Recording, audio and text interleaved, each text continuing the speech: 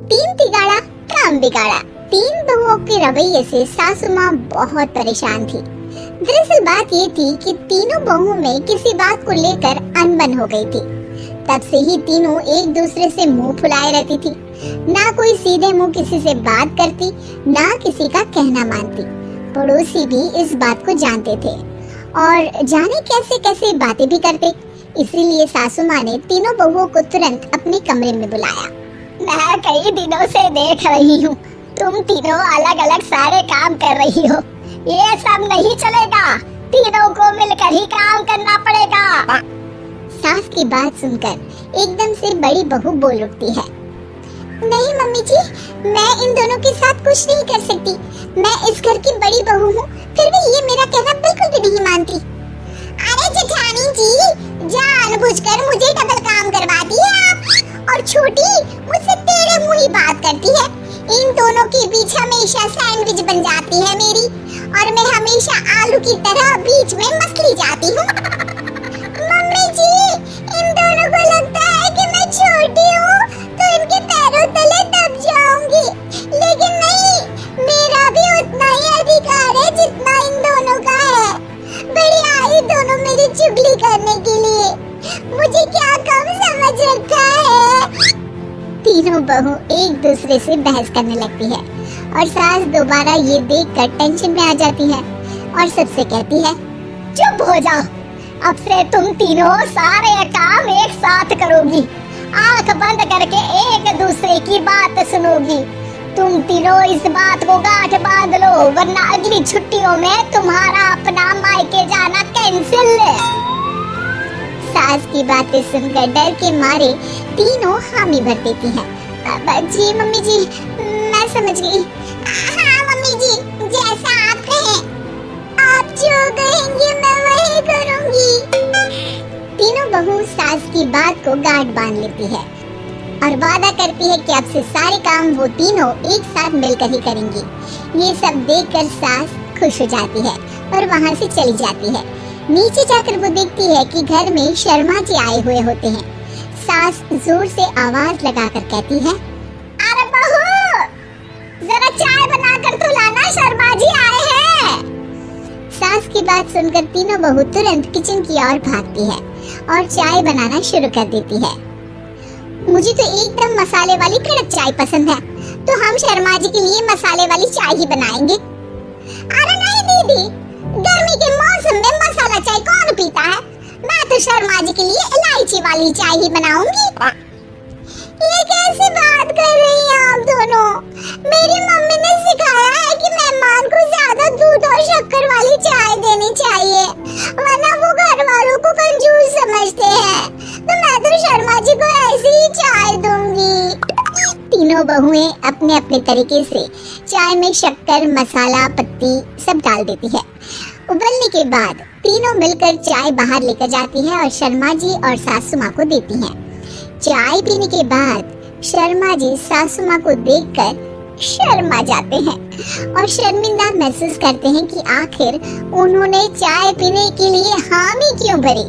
सासू माँ भी चाय पीना शुरू करती है और कहती है, अरे बहू, ये कैसी चाय बनाई है? चाय है या मीठे दूध की बासुंदी?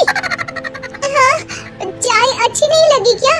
कोई बात नहीं, हम पराठा बनाकर लाते हैं। चलो चलो अंदर। हाँ चलो। हाँ आती हूँ मैं भी। नहीं नहीं, मेरा पेट चाय नहीं चौपट कर दिया वही काफी है, पराठे से पोपट नहीं करवाना। मैं तो चलता हूँ। शर्मा जी चुपचाप पतली गली से निकल जाते हैं। अगले दिन सास बहुओं से कहती है, अरे बहू, जाओ जाके ऊपर के गेस्ट हाउस की सफाई कर दो। कल हमारे यहाँ मेरे दूर के रिश्तेदार आने वाले हैं, तो पूरे कमरे को चमका देना, समझी? तीनों बहू सास की बात को मानकर ऊपर सफाई करने चली जाती हैं और तीनों कमरे की सफाई चालू कर देती है। बड़ी बहू मकड़ी के जाले साफ करती है, तो बीच वाली झाड़ू लगाना और छोटी वाली सर्फ डालकर जमीन धोना शुरू कर देती है। अरे दीदी, जेठानी जी, अभी मैंने पूरी फर्श धोई और आप फिर से धूल नीचे गिरा रही हैं। और मछली जेठानी जी, आप बिना झाड़ू की धूल यहाँ छटक रही हैं।